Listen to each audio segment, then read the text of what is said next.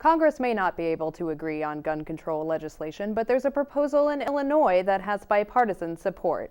We'll talk about that and the budget next on Capitol View.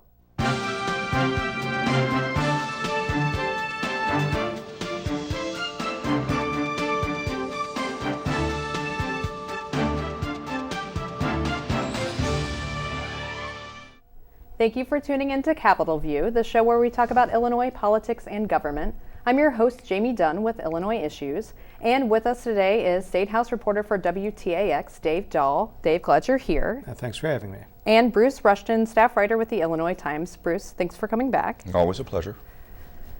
So there was some very heated debates and a sit-in that got a little raucous in Congress this week over gun control legislation. But here in Illinois, there's a bipartisan effort to pass a bill, or at least there's some support for it. Dave, can you tell us a little bit, just the broad strokes of what's being proposed here? Yeah, and I think it's interesting because you would think that after Illinois approves concealed carry, there's not a lot to talk about in the gun realm, although there have been efforts to try to continue to pick apart at the concealed carry. But what we're talking about now is an effort that does have bipartisan support. The Republican State Representative Ed Sullivan and the Democratic State Representative Greg Harris, which would tip off the authorities if somebody who is on the terror watch list tries to get a FOID card and tries to buy a weapon. Now, it wouldn't stop someone who's on that list from buying a weapon, Bruce, but it would alert federal authorities. It would also, if they committed a crime that was related to terrorism, potentially mean that they would be barred from getting a FOID card. It's kind of watered down compared to what we're looking at the federal level, right? Well, the federal level, they're kind of stuck. I think that's kind of clear. And I'll say parenthetically, I was somewhat bemused by this sit-down strike, or whatever you want to call it, at the Capitol of the Federal House of Representatives. Lasted all of 20 hours. I mean, come on. That's they said there was some indication they were going to go for days and days and days, but apparently somebody got hungry or somebody's dog needed to be fed. But no, it's something. It's an alert saying, okay, FBI, we've got somebody here who's on your list who's trying to obtain a firearm. It doesn't prevent them from getting a firearm. It's just an alert. In terms of stopping somebody who has been accused of committing a crime, they have to be formally charged. And so I'm not sure if you have been charged with robbery or something like that. I'm not sure if you can still get a FOID card or not. I don't think it would necessarily stop you in your tracks. I would be surprised if there weren't some other mechanism, though. I know that there was some mechanism in the concealed carry that prevented somebody from getting a concealed carry permit if police had raised some sort of alert, and the problem was due process, and there was no real appeal if that were to happen. That, I think, has been ironed out. And so if you're denied a FOID card or permission to carry a gun or purchase a gun or something of that nature, you at least have some appeal process now. And so I don't know if that's going to happen with this current proposal. The good news is that we haven't seen, it is bipartisan. We haven't seen any kind of hue and cry from the gun lobby. I think, in fact, there is at least one gun owners group that is in favor of this. It is, I think, probably viewed as pretty much a common sense thing. Somebody who's suspected of being a terrorist, yeah, we should probably take a closer look. And that's what this does. This is related to Orlando, and whenever something like this happens, and they're happening all too often, I think everyone can agree. You have some people that say, well, it's just evidence we need fewer guns, and others that say it's evidence we need more guns. If more people in that nightclub were armed, or if more of the people at Sandy Hook were armed, it would have mitigated things. And it's easy to look back and say that, if we could figure out which person is going to do something tomorrow, that's what we need to do. But if we were to say, Bruce, you look like someone who might do something tomorrow, we're going to question you a little bit, then there would be the hue and cry. So at least the Sullivan-Harris proposition is something. Well, Dave, you've been watching legislative sessions for a while, and we usually see Democrats come out, every session with a raft of gun control legislation. Often they're sort of, going almost as far as they can, talking about banning, the size of clips or banning assault weapons. And so this is maybe a little shift in strategy here than what we typically see. Well, you're right. And But what I would say is that the guns are one thing which is truly a geographic issue and not a partisan issue. It just so happens that there are a lot of Democrats in Chicago and a lot of Republicans downstate. But it is almost drawn by the line around Cook County and the Collier counties with regard to who wants to have more gun control and who wants less, or who thinks there's enough. I mean, they've even talked about you can't have a bobcat pelt as a bill after we finally legalized bobcat hunting. And I want to say that it's the same lawmaker who wanted to outlaw bobcat pelting who said instead of no guns allowed in my business, you should have a sign saying guns are allowed in my business, that concealed carry is only legal where posted. And, you know, as I said a few minutes ago, to a large extent, I think the gun debate is, if not over, at least it's crossed into a new chapter because concealed carry is the law of the land everywhere. I think really the news here is that any proposal having to do with guns can go anywhere. I mean, even something like this, which some folks would say is probably watered down. It doesn't prevent a terrorist from getting a gun, or a suspected terrorist, unless they've been charged with a crime. And so that you can do anything having to do with firearms and get some measure of bipartisan support is viewed as pretty unusual these days. Yeah, and Dave, you make a good point with the debate over the science. I mean, we watched that concealed carry debate that dragged on and on for months, and every little nuance, every little bit of it has to be debated and has to, you know, get approval from the lobbying groups that are involved in this in some way. And I mean, it's a big ordeal to get something like that done. We said during the debate that the only state that did not have concealed carry besides Illinois was Wisconsin, a state which had open carry. So it finally took the Supreme Court to push Illinois to craft something, and whether it's really working or not is probably too early to tell. And as has been said time and again and again and again, the bad guys aren't really concerned with the laws anyway. Yeah, I mean, I think one really sign of this is every year gun owners rally in Springfield and march down to the Capitol to show their solidarity and their demand for their Second Amendment rights.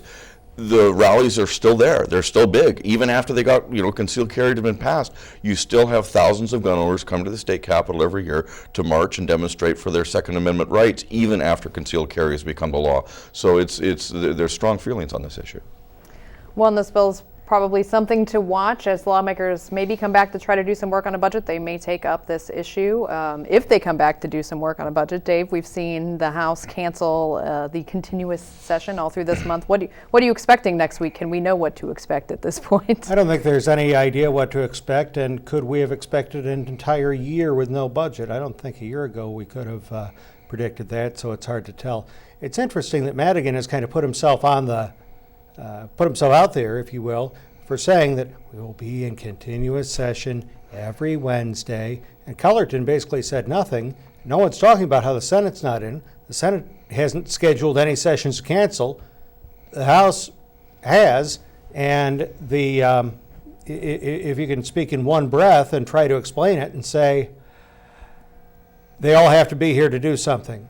Well, there's a sense, no, they don't. They all have to be here to vote on something, and maybe there's nothing to vote on. Yeah. Well, I mean, it was Ronner last year was asked, are you going to have a special session given the inability to come to a budget? And he said, no, what's the point? Why it costs money to have a special session? Why bring why bring the legislature in session if there's nothing to vote on, if there's no progress being made? And so why is that logic, that logic that worked last year, it seems to me the same logic is applicable here. There's nothing to vote on. There's nothing to really debate. And so I was kind of flummoxed as to why Madigan would have said we're going to be in continuous session every Wednesday. For what purpose? Well, and there are small groups of lawmakers working behind the scenes, trying to at least figure out stopgap funding. Dave, what are they talking about as far as we can tell? What's up for debate here at K-12, CPS, Chicago Public Schools funding? We're getting conflicting reports. What the governor has said all along, and even again Thursday afternoon to and following a meeting of the Taxpayers Federation of Illinois, is that we do need to get schools open on time. We need to get K-12 open. We don't need a bailout for Chicago Public Schools. Is what Chicago Public Schools is asking for truly a bailout? We can debate that for a long time. But in terms of what the working groups are debating, we understand that there's one debating workers' compensation, which a lot of people agree needs to be changed in some form. But another thing that is coming out of them is, as one member put it, the goalposts are moving. You think you're close on something, and then you hear, oh, now we need something else. So the working groups have been indeed working, but I think at the event that you and I both attended, Bruce, earlier in the week, after a local Chamber of Commerce event here in Springfield, it was news to me that the working groups are not making progress. Oh, no. The governor said... The governor said they're not making progress. No, the governor said this, and maybe my recollection is different than yours, but I recall him saying they've been working for 9 months and they're showing good progress. He brought up 9 months, and they're making progress after 9 months. And what immediately clicked in my brain is like, well, you know what you can create in 9 months, Maybe he's working on something else. Maybe there's another announcement coming. But I thought he said that the last 6 weeks or so, the working groups have slowed down to nearly a stop and are now not making progress. So well, they had been making progress. They had, but more recently, the governor seems to be kind of hard to nail down on some of this stuff. And when you figure out what he's really about and what's really going on, it's difficult to do. And Bruce, you tried to nail him down on some of the stuff this week. You asked him about his budget proposal and why. What budget proposal? And why he has not really come back with anything that was balanced or really workable. And once that thing was dropped, we pretty much haven't talked about it much since. He hasn't. How did he respond? Well, he didn't. And my question was this. I said, look, you've been governor for almost a year and a half now. You have yet to put forth a balanced budget proposal. You have yet to put forth, and everybody knows, a sixth grader knows, that this is going to require tax enhanced revenue, and it's going to require cuts. Everybody knows that, and they've known it for years. And you've been governor for a year and a half. Why haven't you put forth a proposal? And what was kind of in the back of my mind here was that we seem to be waiting for this grand compromise here, and we're scratching our heads about what's really happening. There's working groups that now seem to have taken over the tasks that have traditionally been done by the legislative leaders and the governor. And so, it's one way of thinking about it, at least in my head, what a giant waste of a bully pulpit. This guy could have come in, and by this guy I mean Ronner, he could have come in with a proposal that, hey, here's how to fix this. Here's what I would cut. I would cut property taxes by this amount and make up the difference by creating a tax on services. I would start taxing retirement income on a certain level. In other words, here's my plan for overhauling the tax code to get us a reliable revenue stream that isn't going to hit anybody particularly hard more than anybody else. Everybody's going to have to feel the pain. Here's my proposal for cuts, and go around and sell that. And he has refused to do that. Instead, he points his finger, and it has from day one, at the evil Democrats, i.e. Madigan and Cullerton, but he has yet to put forth his own plan. He's just blaming other people. Number one, if he were to do that, he would be on the record as something, and that's not what he wants. He doesn't want some tape that some smart aleck can play back on a show like this one 3 weeks or 4 weeks or 6 weeks later when he's changed his mind on something. So he doesn't want to be committed to that sort of thing. And then the Taxpayers Federation point that I mentioned earlier, Thursday in Chicago, someone possibly aspiring to be the next Bruce Rushton, I didn't recognize his voice, some reporter in Chicago said, Governor, what is stopping you from presenting a balanced budget, selling it all around the state, building support for it, the cuts and the revenue, and if the Democrats don't like it, it's on them. And the governor responded, he took, maybe 60 seconds to say it, but in short he said, the legislators, including Democrats, know that we need reforms. Yeah. And the response that he gave when I asked the question, he just wanted this, I don't know how to, it was a campaign speech essentially, defending his turnaround agenda. We've heard it for 2 years. We've heard it for 2 years, almost 2 years. And I interrupted him twice saying, sir, you have not answered the question. Why have you not put forth your own balanced budget proposal? And he absolutely vehemently is probably too strong of a word, but he consistently will not answer that question, why he won't put forth a plan and go out and defend it. And you're right. I mean, he doesn't want to put something out there to have folks shoot at it. Well, then find a different line of work than politics. We have had, even in the times we've been offered a one-on-one interview with him, other settings with him, it's the same, as if he's either trying to reinforce it or as if he thinks we haven't heard it before, the same campaign style speech, these same points. No, we don't need to hear him again. No, and it's going to come back and haunt him, I think, because you measure, he said he was going to come in here and shake up Springfield, and he's just acting like a politician. The same old kind of politician that you're used to hearing, where it's all talk, no walk. But Dave, you covered the Speaker's ongoing press conferences through the last continuous session, and we heard a lot of the same talking points from the Speaker, very kind of similar mode of operation, right? He's stuck to it. He has said that what I think the Speaker's tactic is to say, here's what we need. We need some cuts and we need some revenue. And we're willing to work with the governor on that, and the Speaker would have us believe that those talks haven't yielded a lot of progress. And whether that means that the Speaker is playing us more or less adroitly than the governor is, I don't know. But, the Speaker is not 1/3 of the government. The governor is. The governor, the Republican Party, has one of the 3 co-equal branches of the state government. And the governor's elected statewide, the Speaker's not. So that's why I think most of us are holding the governor, be it Bruce Rauner or Pat Quinn or whoever's next, to a higher standard and to have more of the responsibility. I don't know how many of you have younger siblings, but you're older and you should know better, whether you did it or not. I don't mean to be a broken record, but what a tremendously wasted opportunity. When he came into office, the negative ratings for the legislature and Mike Madigan were just sky high, and he had an opportunity really to put the Democrats on their heels and the legislature on their heels and make them play defense. And now it's almost completely reversed. He's the guy that sounds like he's playing defense. He's dropped all but I think 3 planks of his quote unquote turnaround agenda. He's almost begging on his knees, please do a stopgap budget. I mean, you can hear the undercurrent of the schools must open. Because if the schools don't open, the legislature, I don't think, is going to get the blame as much as the governor is going to get the blame. And he right now, the governor, I saw a poll recently, the governor's negative ratings now are at 60%. He's lost, I think, the inertia. He's lost the backing of, because people in Illinois, I think, really did want a breath of fresh air in Springfield. They really did want a change of business. That's why they voted him in. And they're just seeing not just the same stuff that's ever happened, because arguably Rod Blagojevich got more accomplished than this governor has. That's shameful. Well, and meanwhile, Dave, here we sit. The next fiscal year will begin in a week, and it will be the second year possibly without a budget. What are the options that are out there right now that we might see happen? There's a stopgap.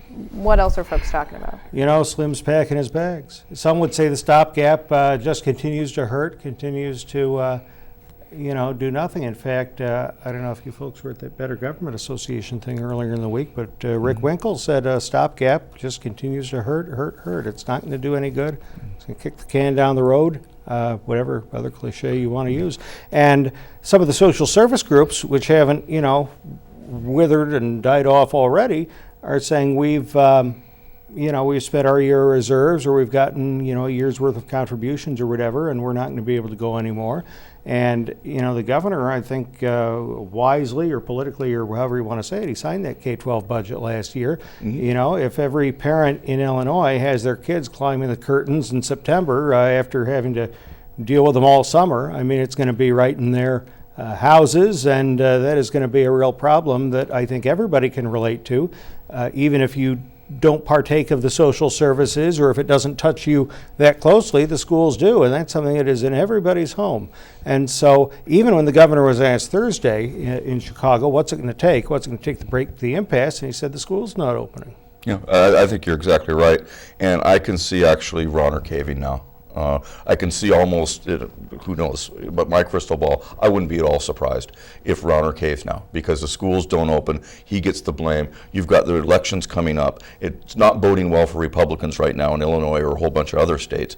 And so the Democrats seem to have a stronger position right now than the governor does. And they have to open the schools. And that, I think that by not passing a clean bill or not presenting them with a clean bill for education alone, that's not by mistake this time. Dave, what might we see that in the end, though, just education funding, or do you think that anything can happen? Anything can happen. I mean, I think the bill that we've heard about that's on It's on the governor's desk. The governor doesn't want to sign it because it doesn't have any operations. The bills the governor is putting forth don't do enough that for the Democrats wanting, especially MAP grants. Higher ed, it's being proposed that they have the same appropriation that they've been on previously, which is 1/3 of what they say we need. And try to fill in the cracks of what we've been talking about the last few minutes here. It's not Rauner's fault in that he didn't create the mess. That it's been building because of passing budgets that are out of balance. You can say, well, Rauner didn't get a budget passed and everyone else did. Well, maybe everyone else was wrong for passing unbalanced budgets. Well, what can you do about it? Well, Bruce Rauner is the governor now. So what are you going to do about it, Governor? So I think that's something that bears mention. I mean, you can say that Illinois was wrong for having so many years of unbalanced budgets, missing pension payments. But talking about the past, I mean, it's interesting, but it's not going to get us much forward now, is it? Yeah, I don't even think it's interesting anymore. I mean, we've heard it so many times, and nobody disagrees with that. Nobody disagrees with that. Absolutely, Rauner didn't create this mess, but he ain't solving it. No, but I mean, the counter argument could be that when Democrats controlled the legislature and they made some of these decisions with Republicans involved as well, that if Rauner, some folks have argued maybe he's using this as leverage or taking hostages here. I mean, didn't they hand him these hostages if that is what's playing out here, Dave? It's a dare, and the hostages, if you will, they're acceptable losses. And they won't come right out and say that, but, if such and such a program goes away, at least I've got my greater point of having vanquished my appointment. I don't think anyone counted on this being a year. I don't know if Rauner counted on it being a year, or Madigan, or Cullerton. The other thing I think is a big concern is, and I don't know if the universities have suffered as much as one of the local examples here, and it's a big example because it's local, and it's big because the governor just flat out closed it, is the State Museum. And a lot of the folks who were the brainpower of the State Museum left. Now it's going to open July 2nd. Is it going to be as good as it was? Will it be as strong as it was? Will it have the brain power, manpower, woman power? Probably not. No, they've lost half their staff. They have lost a large part of their staff, and I'm wondering if the universities are going to be the same way. And I still say that when we come out of this, if we do, maybe the conversation is, do we really need a university in Macomb? Do we really need a university in Charleston? Do we need as much of the stuff as we have had as we've been paying for, and can we afford it? Well, I mean, that's been it's been out there for a long time in this sense that everybody knows there has to be cuts. Everybody knows there's going to have to be some pain. Everybody knows there's going to have to be a different way, or at least more revenue coming in. It's just a matter of, as Pat Quinn said, arithmetic. The governor said today, I think to Crane's editorial board, he was asked, could this go on 4 years? No, we can't go 4 years without a budget because the bills would pile up too high. As opposed to what? Yeah, as opposed to what? Exactly. I mean, the State Museum, what did that accomplish? It accomplished nothing. It hurt. I mean, if you're going to close the State Museum, then close the State Museum and take ownership of that. He won't do it. And he shouldn't do it because the State Museum should never have closed in the first place. It accomplished nothing. And so what I think, the end game of this might be that we don't get any real systemic change in terms of the state's finances. We just pass an income tax increase and go home. And that would be a huge defeat for everybody because the opportunity was there. Out of crisis comes opportunity. And he's blown the opportunity. I think in terms of whom to blame, it's that same thing that applies to Congress. Those guys are all a bunch of idiots, but I like my representative. Mm-hmm. If you've met Tim Butler, Sarah Wojcicki-Jimenez, Sam McCann, Andy Minar, any of the folks who represent the area, you like them. You might have their home phone numbers. You might have had some interaction with them. But it's that big group of them I don't like. And I think it's at play here. I don't think anyone wants to replace their own member of the General Assembly or of Congress. But the entire institution, yeah, let's get rid of them. Well, I mean, it's the maps, too. I mean, it's another thing we'll be talking about in November. Yeah, hopefully. Well, the governor, as you have both mentioned, has been making the rounds to edit boards and different events this week, and he did say that he does plan to run for re-election. Dave, how does that play in? Are we concerned about that yet? It is pretty early, but he might be throwing some water on some thoughts that Democrats may just want to wait him out. No, I think that, well, the first thing is when he ran the first time, he said, I'm going to do no more than 8 years. So I think back then we had an idea that it was going to be this term and probably another one that he'd be running for. In terms of Democrats waiting him out, you know, granted he does have a war chest of money, and a lot of money. And if I'm a Democrat, do I lie low so I don't get hit with that? Or do I say, you know something, this guy is unpopular, and I think I can win by not being Rauner, just as Rauner won by not being Quinn. Because as Bruce said, that was a large part of Rauner's appeal. An alternative, someone who was not Pat Quinn. And he won. He's not Pat Quinn, so he's accomplished that. And, you know, he's got 2+ years to go. Maybe there's something up his sleeve. Well, you know, there's already names that have started surfacing. Daniel Biss has been floated. Minar has even been floated. Oh, yeah. You know, and those are two, you know, viewed as some of the best and brightest that the General Assembly has to offer. The governor now has opened himself up to some pretty painful, some potentially really hard hit pieces that he's going to have a hard time coming back on. And you know, this probably will never happen. What if Lisa Madigan were to run? What if her dad finally said, you know what, it's time for me to retire? What better parting shot than to replace Rauner with my daughter? Well, and we're going to have to leave it at that, but I'd like to thank my guests, Dave Dahl with WTAX and Bruce Rushton with the Illinois Times. And I'm your host, Jamey Dunn with Illinois Issues, and we'll see you next week on Capitol View.